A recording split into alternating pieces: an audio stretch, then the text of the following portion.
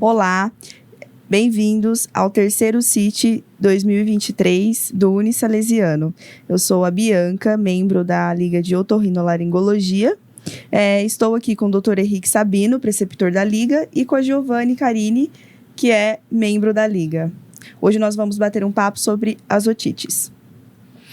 Boa noite, pessoal. Boa noite, Bianca. Boa noite, Giovana. Boa noite, pessoal aí do CIT, né? Então, como a Bianca me apresentou, eu sou o professor Henrique, e hoje a gente resolveu falar um pouquinho com vocês sobre as otites, né?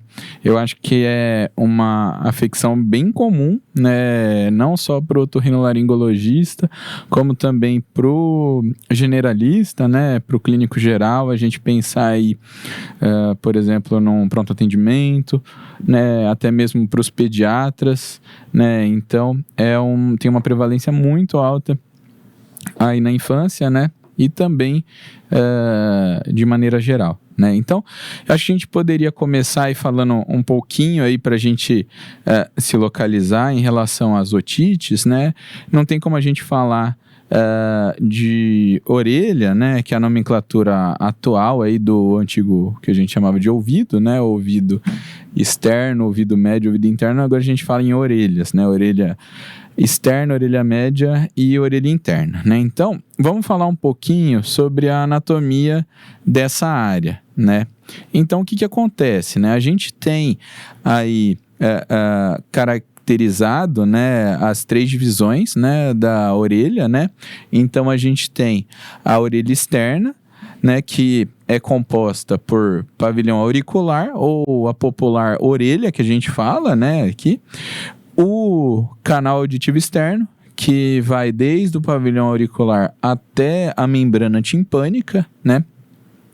E aí, o interessante é que esse canal auditivo, ele é composto por duas porções, né? Tem uma porção mais externa, que é a porção cartilaginosa, e a porção mais interna, que ela é óssea, né? No que isso daí vai interferir para a gente do ponto de vista prático, né?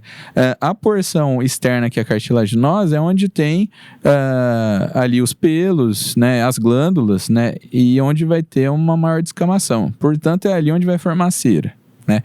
E aí, quando a gente usa, por exemplo, cotonete, alguma coisa nesse sentido, você vai estar empurrando a cera dessa região para a região mais medial, vai empurrar ali para uma região que não é autolimpante, né? Então pode causar um acúmulo de cera, alguma coisa nesse sentido, né? Além do que a manipulação, né? E depois a gente vai falar um pouquinho mais disso, a manipulação dessa região é o que vai levar aos quadros de otite externa, né? Então, tudo bem. A linha divisória aí entre orelha externa e orelha média vai ser justamente a membrana timpânica, que é o popular tímpano, né? Até mesmo entre médicos, né? Até mesmo entre otorrinos, a gente acaba utilizando o sinônimo de tímpano para membrana timpânica, né? Na verdade, a nomenclatura correta dessa membrana é a membrana timpânica, sendo que tímpano acaba sendo toda a caixa óssea da orelha média, né? Então, isso daí seria a cavidade timpânica, né? E aí, do que mais vai ser composto a orelha média, né? A gente vai ter cadeia ossicular, né? Que vocês lembram ali os três menores ossinhos do nosso corpo, né? A cadeia ossicular, os ossículos da audição. Então, você tem o martelo, que aí ele vai estar se relacionando com a membrana timpânica. Aí você vai ter a bigorna, né? Então o martelo ele se relaciona com o ramo curto da bigorna e o ramo longo da bigorna se relaciona com o estribo, né? O estribo ele recebe esse nome por parecer mesmo um estribo de cavalo, né?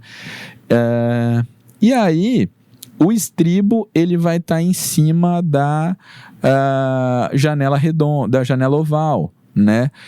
E da janela oval aí para frente vai ser orelha interna. Também tem outras estruturas super importantes da orelha média, que a gente tem que falar delas obrigatoriamente quando a gente pensa em patologias de orelha média, que são super importantes, que é a tuba auditiva, né? Então é o canalzinho ali que vai ligar a orelha média até a cavidade nasal, né? Então até a porção posterolateral da rinofaringe vai estar essa tuba, né? Esse canal aí conectando a orelha média ao nariz, à cavidade nasal, e também as células da mastoide, né? Que a mastoide aqui, o processo da mastoide, né? A apófise da mastoide, ela fica aqui nessa região posterior do ouvido, né? No nosso osso temporal. Então isso daí é a orelha média, certo? O que vai ser a orelha interna? A orelha interna vai ser composto ali por sistema vestibular e também por cóclea, né? A cóclea é o nosso órgão da audição, né? Vai ter ali toda aquela distribuição ali das células ciliadas que vão participar do órgão de corte e tudo mais, e aí vão transformar o que está chegando até a cóclea de energia mecânica, né, em energia elétrica, né? E aí vai se formar ali o que vai ser conduzido pelo nervo auditivo, né? Que, como vocês lembram aí, é o oitavo par, né? Nervo vestíbulo coclear, né? E que ele caminha junto pelo canal auditivo interno, junto com outro nervo craniano, que é o sétimo par, nervo facial. Né? Isso daí é importante do ponto de vista porque algumas alterações aí que a gente tiver podem evoluir com lesões aí em algum desses nervos, né?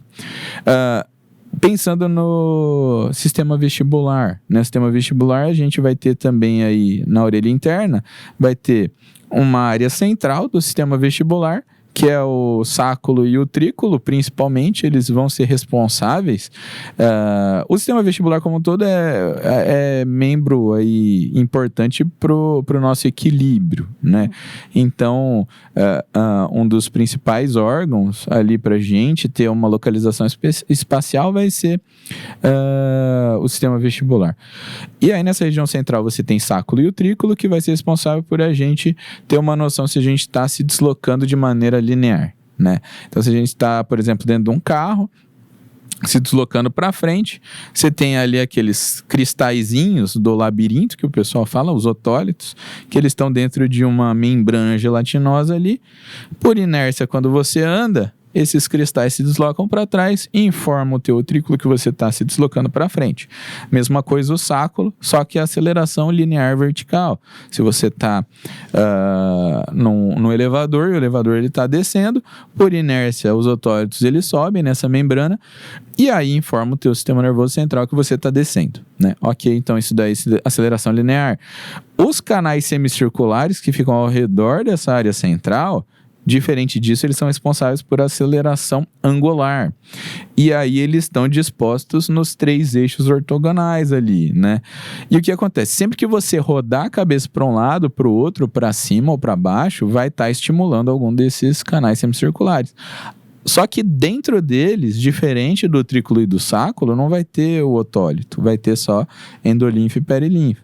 Quando você gira aí em alguma dessas direções, a endolinfa gira ali dentro, estimula o neuroepitélio que tem ali na porção da ampola, e aí vai informar que você está girando a cabeça para aquele lado. Você para de girar a cabeça e para de girar também ali daquele modo. Então a gente tem aí essas 3 áreas aí que a gente tem que definir muito bem. Orelha externa, então afecções nessa região, pavilhão auricular, canal auditivo externo, vão gerar otite externa. Orelha média, que é composto então da membrana timpânica até a parte mais medial da caixa timpânica, né, da cavidade timpânica, e que aí vai ter cadeia ossicular, tuba auditiva e células da mastoide. E orelha interna, que você vai ter o quê? Labirinto, cóclea e canal auditivo interno, com os 7º e 8º pares, certo? Beleza. E aí, quando a gente fala, então, na questão da orelha média, uma das estruturas mais importantes, se não a mais importante do ponto de vista de fisiopatologia, no desencadeamento de uma afecção nessa região, é justamente essa daí, que é a tuba auditiva, né? Então, a tuba auditiva, como eu falei para vocês, ela vai ter, vai ser uma conexão entre a orelha média e a cavidade nasal. Por que ela é importante? Porque a orelha média é uma cavidade fechada, né? Não tem por onde entrar ar ali dentro, né? O único meio de você conseguir igualar a pressão de dentro dela com o ambiente externo é através dessa tuba, né? E o mau funcionamento dela leva a um problema de você igualar essa pressão. Então, é o que acontece, por exemplo, quando você está viajando de avião, né? Que ainda não deu tempo dessa tuba conseguir igualar a pressão externa com a pressão da sua orelha média. Quando o avião começa a decolar ou quando ele está descendo, você sente que o ouvido tampa, né? Ou então quando você está descendo a serra, ou quando você está fazendo mergulho, que você tem que de tantos em tantos metros parar para você igualar, equalizar a pressão que eles falam, né? Ou quando você está resfriado. Você está resfriado, você tem aquela sensação de que o teu ouvido está tampado, de que você não está ouvindo muito bem, tem água dentro dele e que a tua voz tá diferente, né? Tá aumentada, geralmente. Parece que a gente tá escutando mais. É, isso aí, né? A gente chama essa sensação de autofonia, né? Que é mais ou menos uma sensação parecida com essa que a gente tá tendo agora de escutar a própria voz pelo áudio, né? Então é super importante essa estrutura. Ainda em relação a ela, né, o que é importante, né? Então ela está conectando ali, né, essas áreas, né? E ela é uma estrutura que fica permanentemente fechada. Para ela abrir, a gente tem que abrir ela de forma ativa, né? E como que a gente consegue abrir a nossa tuba auditiva de forma ativa? Ou bocejando, né? É uma das coisas que às vezes você sente, nossa, meu ouvido tampou, aí você tenta bocejar para ver se ele abre, né? Ou então, você mastigando alguma coisa, mastigando chiclete, né? Porque aquela musculatura que é peritubária, que a gente fala, ela vai, através do estímulo desses músculos ali da mastigação, principalmente a musculatura que está inserida ali no palato, né, ali no final do céu da boca, elas vão ser responsáveis por essa abertura da tuba, né? E aí, tem muita gente, né, que às vezes quando você está conversando com o paciente e você pergunta, você tem infecções de ouvido de repetição, né? Ele fala, não, eu tinha quando eu era criança, depois de um tempo não tive mais, né? Por que é tão mais prevalente uma infecção de ouvido na infância do que na idade adulta? Isso daí a gente falando especificamente sobre as infecções de orelha média, então sobre as otites médias, né? Por que é tão mais comum? Porque na tuba auditiva da criança, a criança tem uma tubinha auditiva pequena, né? O adulto tem quase o dobro dessa tuba auditiva, né? E a tuba auditiva no adulto é mais angulada do que na criança, né? Então, o que acontece? Aquela criança que está sempre encatarrada, né? Tá lá no parquinho de diversão e você já vê que já vê de longe aquela criança que tá encatarrada, né? Porque tá com aquele catarro ali até aqui na bochecha, né? De tanto ficar limpando, né? Então, por acúmulo ali, por estar no mesmo nível, né? Acaba indo um pouquinho aí dessa secreção mais facilmente para a orelha média do que no adulto, né? Então, esse daí é um dos principais motivos. Um outro motivo, e que é muito prevalente aí, né, nas crianças que têm especificamente otites médias de repetição, é porque você vai ter um outro fator ali mecânico em cima da tuba auditiva, que é a adenoide, né? Então, às vezes o pessoal até fala, mas e aí, meu filho tem adenoide? Na verdade, todo mundo tem adenoide, né? O que acontece é que algumas crianças têm um aumento da adenoide, uma hipertrofia adenoidiana, que ela cresce até o ponto de tampar a tuba, e aí o que acontece? Começa a juntar catarro na cavidade nasal, ela vai mais facilmente para a orelha média, e como está tampando ali a orelha média, está tampando a tuba auditiva com a adenoide, essa secreção não consegue voltar, né? E aí a gente tem mais episódios aí de otite média aguda na infância, né? Bom, a membrana timpânica, então. Quando a gente faz uma otoscopia, é super importante ali de você tentar visualizar o tímpano, né? E aí, essa daí é uma imagem aí de uma membrana timpânica normal. O que a gente está vendo aí? Então, só para a gente se localizar. Essa parte que está para mim, né, mais perto de mim, é a parte anterior. Parte que está mais próxima de vocês, parte mais posterior. E aí, uma das coisas principais de se ver é esse triângulozinho luminoso que tem aí na frente, né, que a gente chama de trígono luminoso aí da membrana timpânica, né? Por que é importante? Porque se ele está assim bonitinho, quer dizer que o tímpano, pelo menos ele está plano, né? Se ele tiver distorcido, aí você já suspeita que tem alguma alteração. Ou ele pode estar abaulado, né? A membrana timpânica ali atrás dela está cheia de secreção, ou pode estar retraído quando a pressão da orelha média está diminuída, e aí está puxando o tímpano ali para dentro, né? Aí nessa imagem aí a gente consegue ver super bem, né? O martelo, né? Aí, né? Ele fica mais ou menos em diagonal, e ali atrás, né, aquela porçãozinha mais esbranquiçada, a gente consegue ver até por transparência o estribo, né? Bom, só para vocês terem uma ideia de qual que é o tamanho, né, da cadeia ossicular, então aí a gente tem, né, o martelo, a bigorna e o estribo em relação ao dedo, né, indicador, né? Então são muito delicados, né? Isso daí leva a uma facilidade deles de alterar, né, quando você tem processos crônicos, né, em orelha. Bom, aqui, olha só, tem para mostrar para vocês que realmente é dessa forma que a gente vê ali, né, a membrana timpânica, né. Então, olha só, canal auditivo externo, né? Você está vendo aí a porção pilosa, né? Porção cartilaginosa. E ali na porção mais interna, você não tem mais pelo, né? E ali, ó, a gente está conseguindo ver super bem o tímpano, né? O trígono luminoso anterior, o cabo do martelo, né? Ali na diagonal, né? E a gente vê que por transparência não tem secreção nenhuma em orelha média, né? Então, um tímpano bem normal, tá? Opa. Bom, então vamos começar a pensar então em alterações, né, da orelha, né?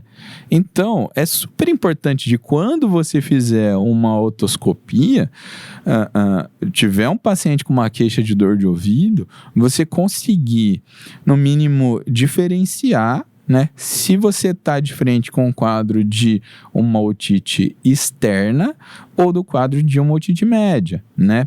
Então, quais vão ser as principais causas de uma otite externa, então, né? É por algum germe característico da pele que, por algum motivo, causou alguma inflamação ali local. Então, principalmente por umidade que fica, então aquela popular otite de piscina, né? A criança que frequentou o parque aquático, foi para a piscina e tal, e depois, uns 2 dias, veio com um quadro de dor de ouvido, né? Uma outra causa comum é manipulação. Então, manipulação com cotonete, com chave, com grampo, com unha, com ponta de caneta, ponta de lápis. O pessoal tem bastante criatividade para mexer no ouvido, né? E aí, tudo isso é contaminado, vai fazer com que cause uma inflamação nessa região externa. E aí, olha só, então pode chegar a esse ponto, né, de você não conseguir nem introduzir o cone ali do teu otoscópio, né, para você fazer uma otoscopia adequada. Nesses casos aí, é lógico que essa daí é uma otite bem evidente, mas você também tem alguns outros sinais, né?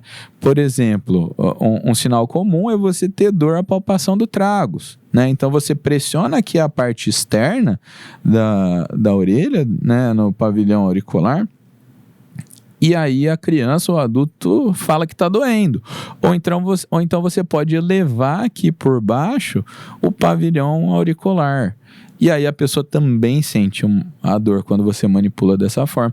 Aí você consegue caracterizar mais como, pelo menos, tem um componente de otite externa aí. Na orelha, quando você tem uma alteração da orelha média, a pessoa não vai sentir dor por estar palpando o tragus e nem por estar elevando o pavilhão auricular, né? E aqui, por outro lado, né, quando a gente pensa em afecções da orelha média, né, então, como que vai ser a história clínica característica desse quadro aí? A gente está vendo que, do ponto de vista ali, visual, é extremamente diferente, né? Então, não tem como confundir um quadro desse. É lógico que são extremos, né? Mas não tem como você confundir um quadro desse com uma otite externa, por exemplo. Qual que vai ser o quadro clínico tradicional disso? Então, é aquela pessoa, aquela criança, mas normalmente, que está com um quadro viral, uma infecção viral, resfriado, alguma coisa, né? E que aí ela tem essa história. Pode ser que tenha tido até um intervalo de melhora, né? Eu fiquei gripado aí umas 2 semanas atrás, mas depois melhorei. Tomei aí um descongestionante, um antialérgico e melhorei. Mas aí faz 4 dias que eu comecei com uma dor nesse ouvido, que começou a tampar, e a dor foi ficando cada vez mais intensa, né? Então, essa é a história clínica bem tradicional disso. É lógico, quando o adulto sabe informar. Às vezes, criança pequena, você não vai ter uma informação tão minuciosa disso. Você vai ver que aquela criança estava gripada e depois ela começou a chorar. E aí não conseguiu, às vezes, encontrar de onde que é. Às vezes ela localiza colocando a mão no ouvido e quando você vai fazer a otoscopia, tá dessa forma, né? Então, olha só, o que a gente vê aqui, né? Como que a gente descreveria essa imagem, então, pessoal? Como que vocês acham? E nela a gente já vê que a membrana timpânica tá bem abaulada, tá meio umbilicada no centro. O cone luminoso dela também já tá distorcido, ele não tá reto, plano, então já chama a atenção nossa. A gente vê que não tem a transparência da membrana timpânica, então a gente não consegue enxergar os ossículos atrás, a gente vê, mas parece amarelada, com uma secreção talvez por trás dela. Eu descreveria assim, mais ou menos. Secreção meio purulenta, se pudesse ter acesso a ela, né? É isso aí, tá perfeito, né? Vocês já são otologistas, praticamente, né? Pronta pra atuar. Pronta. O que acontece, né? É exatamente essa descrição aí do que você tá vendo, né? Uma membrana timpânica que tá íntegra, abaulada, a ponto de se romper, né, praticamente. Então eu descreveria ela dessa forma que vocês falaram, abaulada, uma área central até umbilicada, cone luminoso, o trígono luminoso distorcido e com aparente secreção purulenta em orelha média, né? Você pode descrever dessa forma, alteração de transparência da membrana timpânica e não consegue visualizar cadeia ossicular, tá perfeito isso daí, né?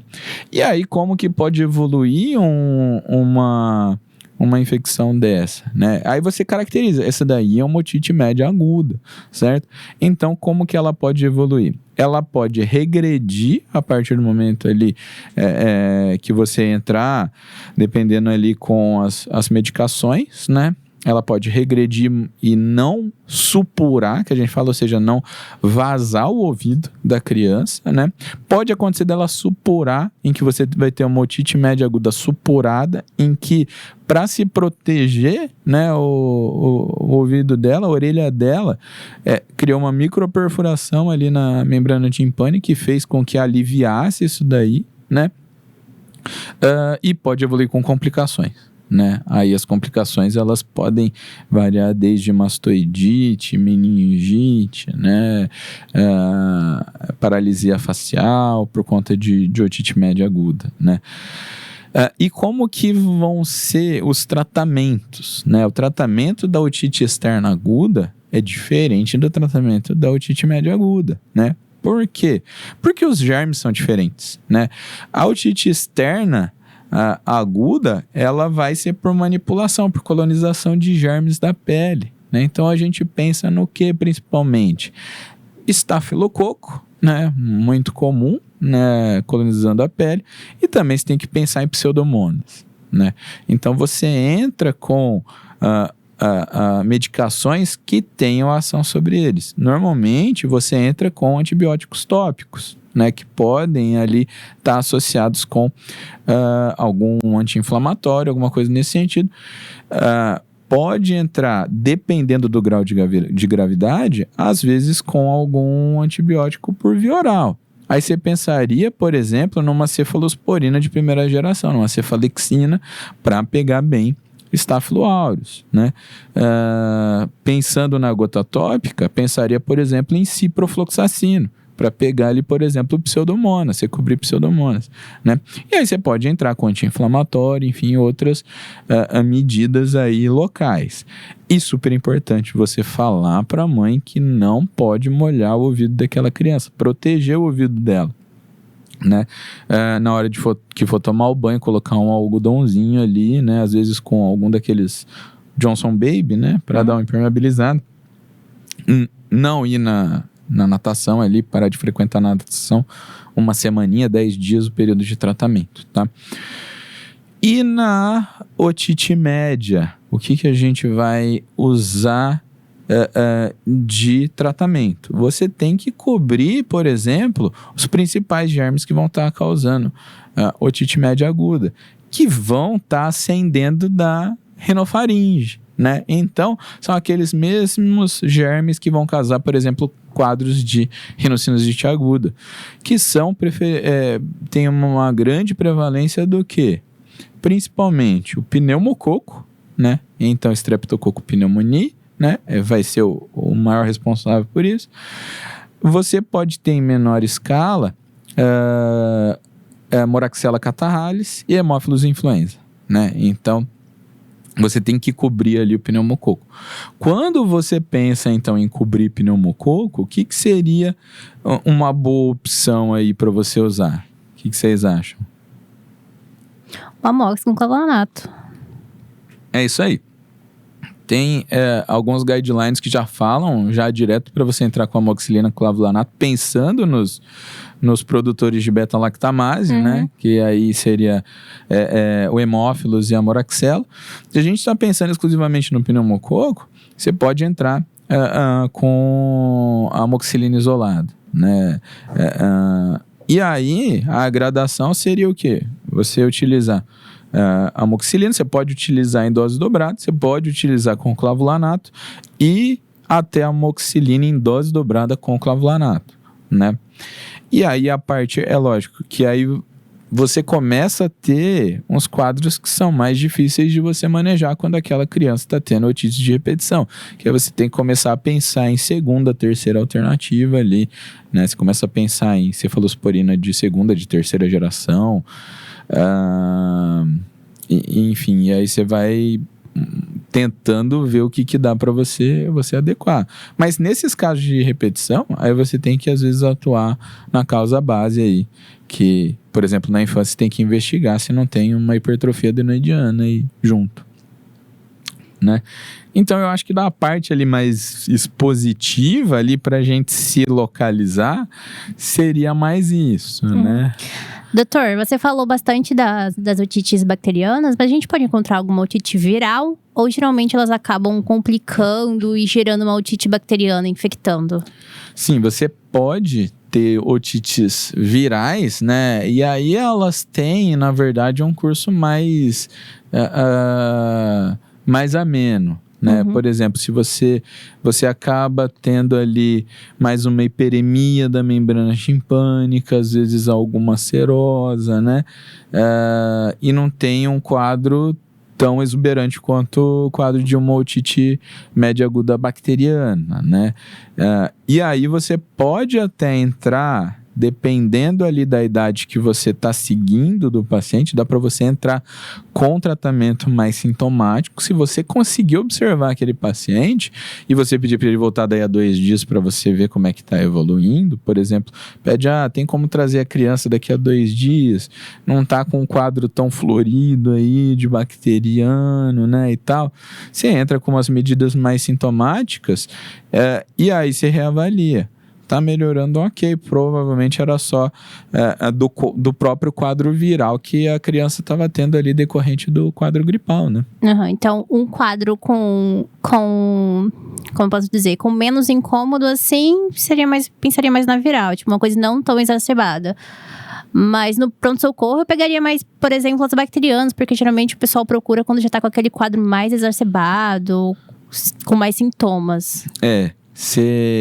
Você acaba levando tudo isso em conta, né? Você acaba levando a questão da história clínica, né?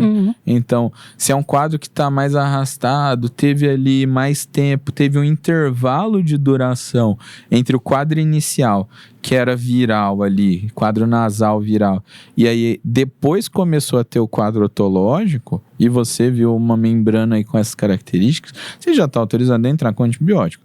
Agora, se você se é um quadro que é muito agudo, né? Já ficou resfriado e começou a ter a dor de ouvido, já começou a reclamar de dor de ouvido.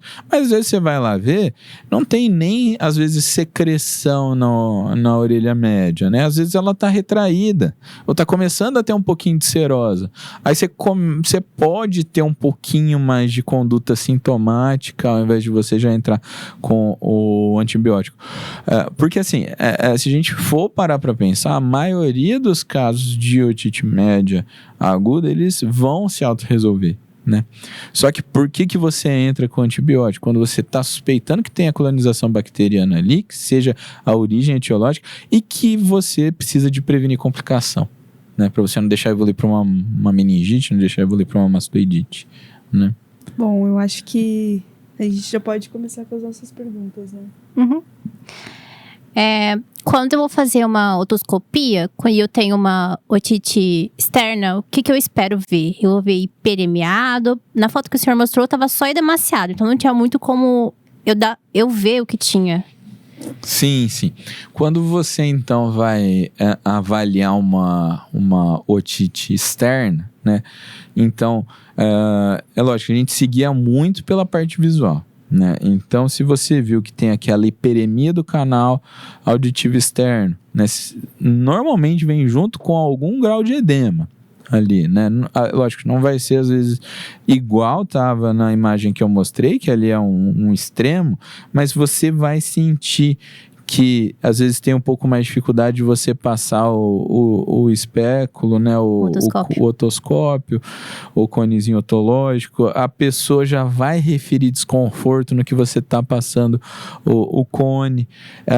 Você vai ter, então, pode ter até algum componente de descamação, de secreção ali na orelha externa, só que se você consegue visualizar a membrana timpânica pelo meio desse edema, você consegue ver que ela tá bonitinha, que ela tá ali translúcida, que ela tá brilhante, né? Então, você acaba conseguindo caracterizar um pouquinho melhor. Fora essas outras coisas que você pode fazer ali de outras manobras, palpar o tragus, né? E também levantar ali o pavilhão auricular, né?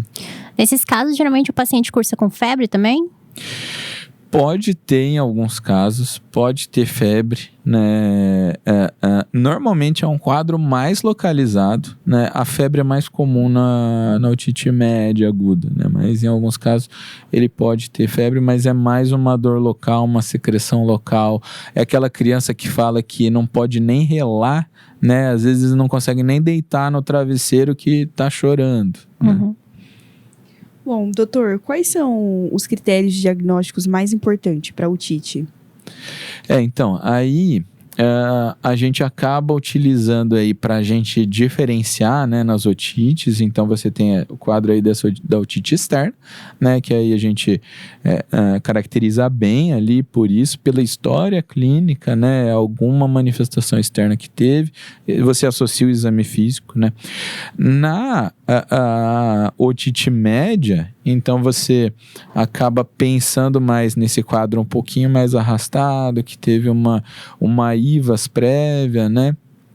E aí evoluiu com esses sintomas que são bem tradicionais aí, né? A pessoa chega falando que não está ouvindo muito bem, que está com dor ali e que está escutando às vezes a própria voz diferente e tudo mais.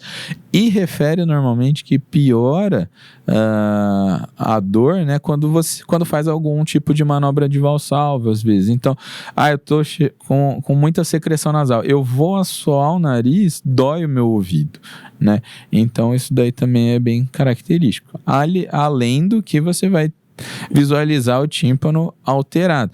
E aí é bem diferente, né? Você vê na otite média aguda que aí sim o tímpano está alterado, ele está abaulado, ele está com secreção, mas a tua orelha externa, o teu canal auditivo externo, ele está bonitinho, né? Não tá com secreção, não tá demasiado, não tá hiperemiado, né? E outra coisa é que se você palpar o tragus e elevar o pavilhão auricular, a pessoa não vai sentir dor, né? O senhor mencionou o exame físico. Tem algum outro exame de imagem ou teste audiométrico que colaboraria no exame, no diagnóstico, desculpa? No diagnóstico em si, ele acaba sendo mais clínico, né, pela história, pelo exame físico. Agora, a gente utiliza de alguns exames complementares, principalmente se você está suspeitando de complicação, né?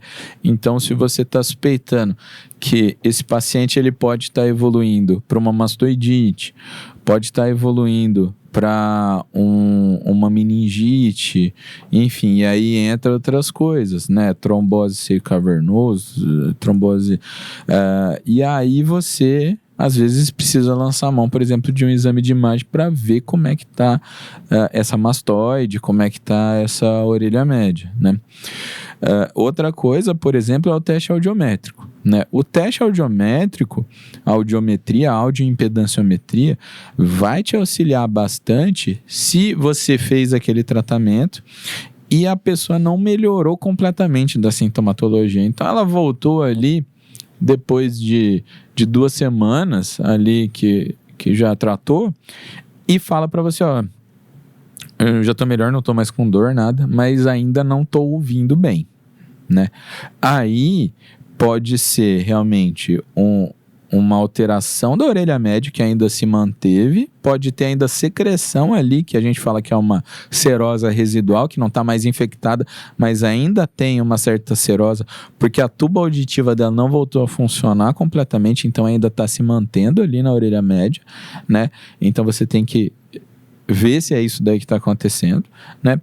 Ou pode acontecer, em casos mais raros, de algum tipo de infecção acometer a orelha interna e aí gerar algum grau ali de perda auditiva que você precisa diagnosticar, e através disso você consegue avaliar se está com algum grau de perda auditiva, se está com algum grau de alteração da pressão da orelha média, que a gente consegue pela impedanciometria, né?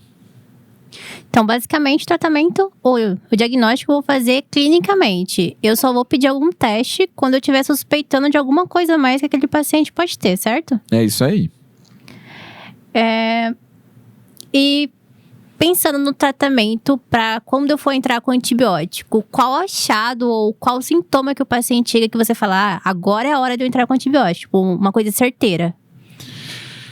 Eu acho que o aspecto da membrana vai te falar muito a favor disso, né? Então, é lógico, você tem que levar em conta toda a questão do estado geral, né? Então, se a pessoa está tendo febre persistente, se está tendo um quadro de prostração, né? Como que está sendo a evolução, no caso aí dessa criança, né? Vamos pensar aí num quadro mais comum, né? Numa otite média aguda na infância, né? Então, se a criança está tendo uma evolução de piora, né, às vezes já está até com tratamento clínico inicial e você bate o olho aí nessa membrana timpânica e ela tem essas características aí de secreção purulenta, membrana abaulada, então aí você já começa a pensar e você já entra com o antibiótico, né?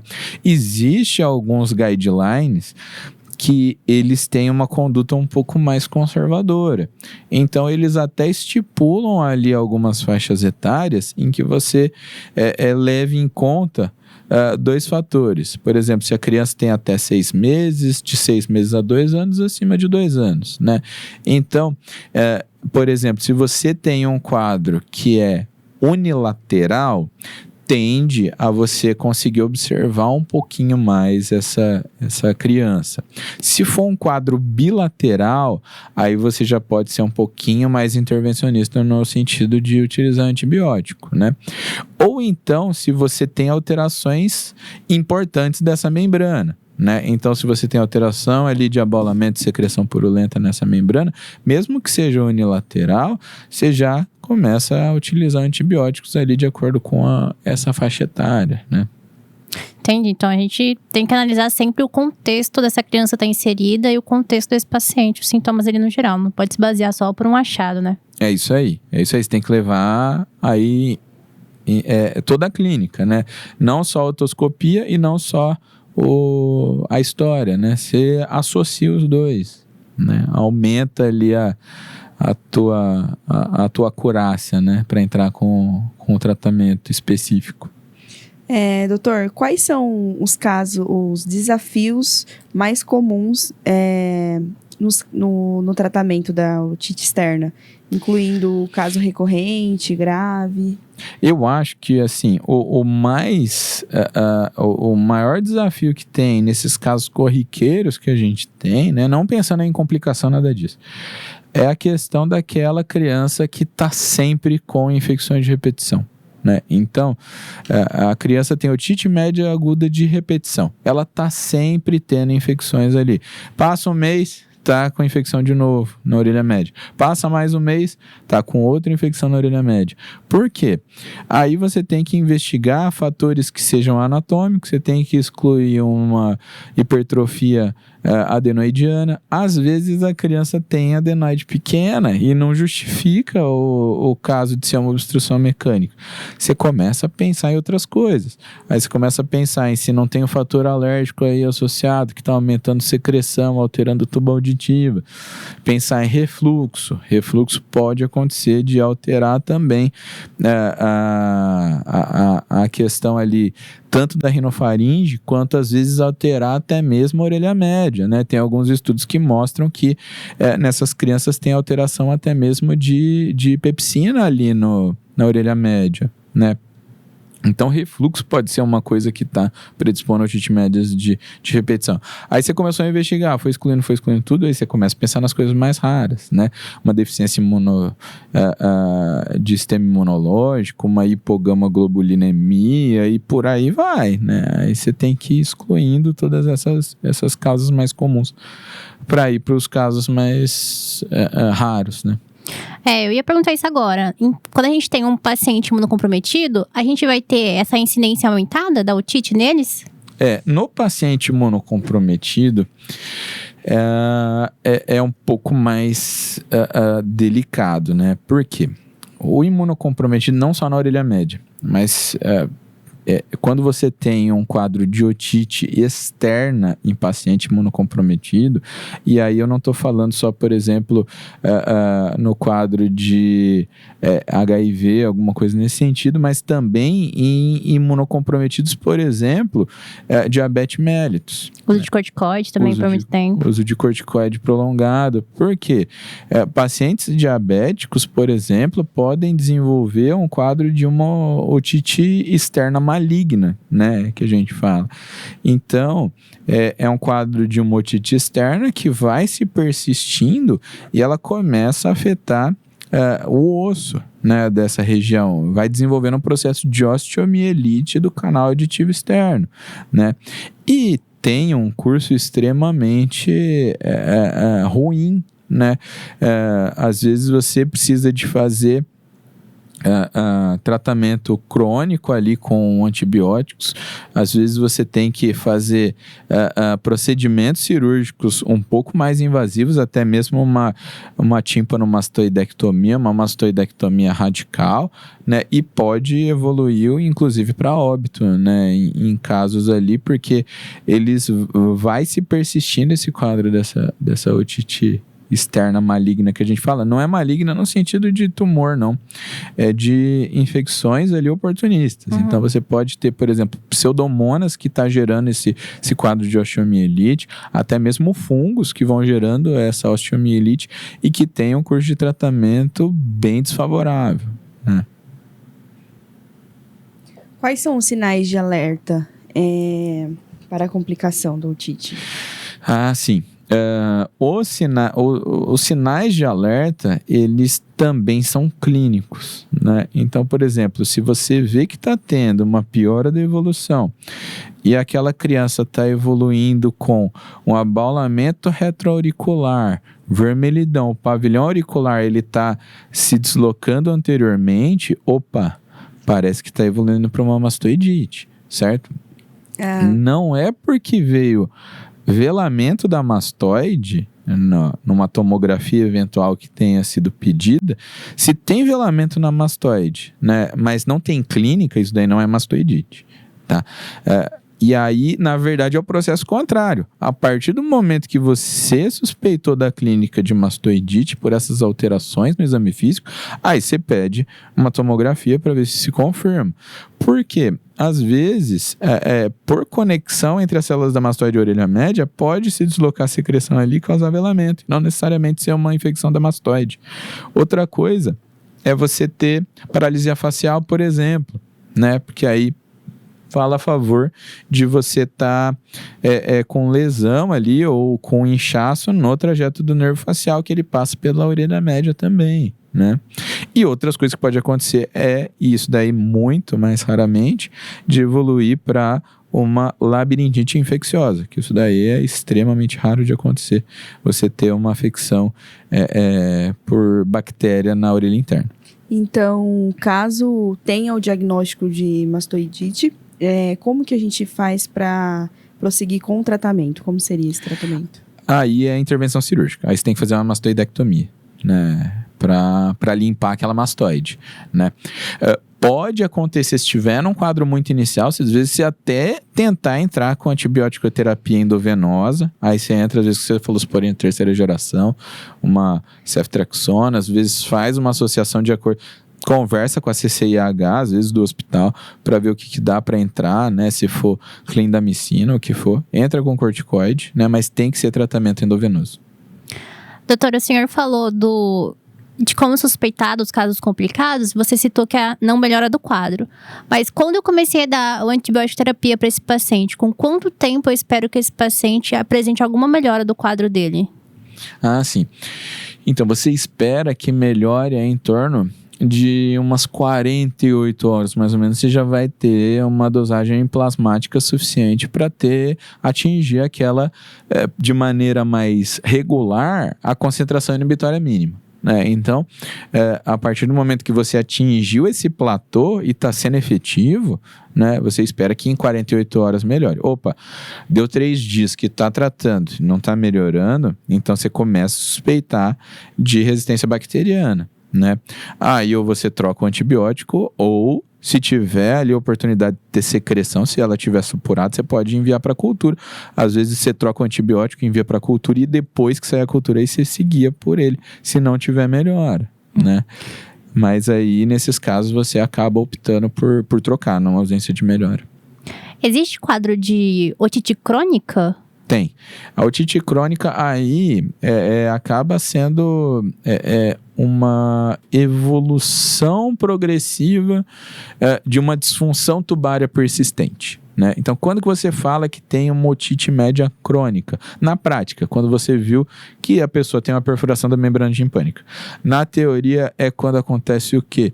Quando você tem metaplasia ali irreversível da orelha média. Né? Então, quando ela deixou de ser aquele epitélio respiratório normal, ele passou a ser secretivo, porque aí ele já não consegue mais voltar a ser o que era antes. Se ele conseguisse retornar aí e fosse só transitório essa alteração epitelial, a tua membrana timpânica ela fecharia, porque é o que acontece ali normalmente. A criança às vezes ela tem otite média aguda, supura, perfurou ali o tímpano, só que é uma perfuração só para vazar essa secreção e ela fecha. Aí às vezes acontece de ter a secreção, né? Então, vaza e fecha. Depois de um tempo, vaza e fecha. Depois de um tempo, vaza e fecha. O problema é o quê? Quando tá tendo tanta repetição que o tímpano dela não tá conseguindo mais fechar, né? Ou quando você tem uma persistência ali de alteração da membrana timpânica em que ela vai evoluir normalmente para uma perfuração timpânica, certo? Bom, doutor, depois da gente falar tanto sobre otite, em toda a trajetória como otorrino, o senhor tem algum caso que possa compartilhar com a gente, bem desafiador? Olha, tem alguns casos, né? Eu acho que um dos que mais me chamou a atenção ali foi um quadro que eu tive de uma otite externa maligna, né? Então, era um paciente que a única comorbidade que ele tinha era de diabetes, né? E aí ele evoluiu ali para um quadro de otite externa, né? O que aconteceu? Ele evoluiu aí e era uma otite que estava persistindo, né? Ele às vezes procurava o pronto atendimento, tratava, depois de um tempo melhorava, depois tratava, melhorava, né? E aí não foi seguindo ali um tratamento persistente, né, em relação a isso, né? Ia só nos episódios ali quando começava a incomodar mais, fazia um tratamento curto, não melhorava completamente, mas ok. E aí, quando a gente começou a fazer esse segmento desse paciente, ele já estava com um quadro que não melhorava, né? Apesar de você entrar com um antibiótico, tentar inicialmente por via oral, né? Tratamento prolongado, não melhorava, começava a ter muita dor, né? Principalmente com dor em região ali até da mastoide, né? E aí, com exames de imagem, aí a gente conseguiu avaliar que era um quadro de uma otite externa maligna, né? E tinha sido até abordado, né? Foi feita a mastoidectomia dele, ele melhorou, foi utilizado ali durante a mastoidectomia, foi visto que tinha, foi feita cultura, apareceu fungo também. A CCIH orientou a fazer um tratamento 6 meses com antifúngico. No meio desse tratamento ele voltou a piorar, aí teve que fazer uma nova intervenção muito mais radical do que a inicial, né? Porque inicialmente foi só uma mastoidectomia, nessa segunda intervenção foi feita até uma petrosectomia, foi ali, já estava disseminando ali para espaço parafaríngeo, né? Inclusive, esse caso eu acabei encaminhando lá para o HC, né? Entrou cirurgia de cabeça e pescoço junto com a neurocirurgia e junto com a otorrino para esse caso, né? E aí, como eu falei, é um quadro de extremamente alta morbimortalidade, né? Depois desse segundo... dessa segunda intervenção, ele ainda melhorou, ficou bem, mas a gente sabe que eventualmente ainda devia ter ali fungo, que é extremamente difícil de você combater, né? Aí numa terceira vez que ele teve uma piora, aí mesmo com os procedimentos já da neurocirurgia, aí não teve ali um desfecho, né, favorável. Mas a gente tem que sempre, então, ficar atento nesses casos aí, mesmo que seja uma otite externa, se for um quadro de paciente imunocomprometido e está persistindo, né? Você viu ele lá no plantão, opa, tem esse paciente aqui, mas espera aí, quantas vezes o senhor já veio por causa dessa otite? Está sempre infeccionando desse jeito? Então, às vezes, vale a pena passar aí com um especialista, porque alguma coisa não está certa, né? Então, acho que esse daí foi um dos casos aí mais difíceis aí, né, que a gente tem que ficar atento, né? Bom, eu acho que por hoje é isso, né? Nosso bate-papo foi muito rico. Mais uma vez, né? Muito obrigada pela presença do senhor, por ter contribuído aí pro terceiro CIT do Unisalesiano. E acho que hoje é isso mesmo. E a gente encerra aqui. Obrigada, pessoal, pela participação de todos. E até o próximo. Até o próximo, doutor. Obrigada pela presença. Eu que agradeço.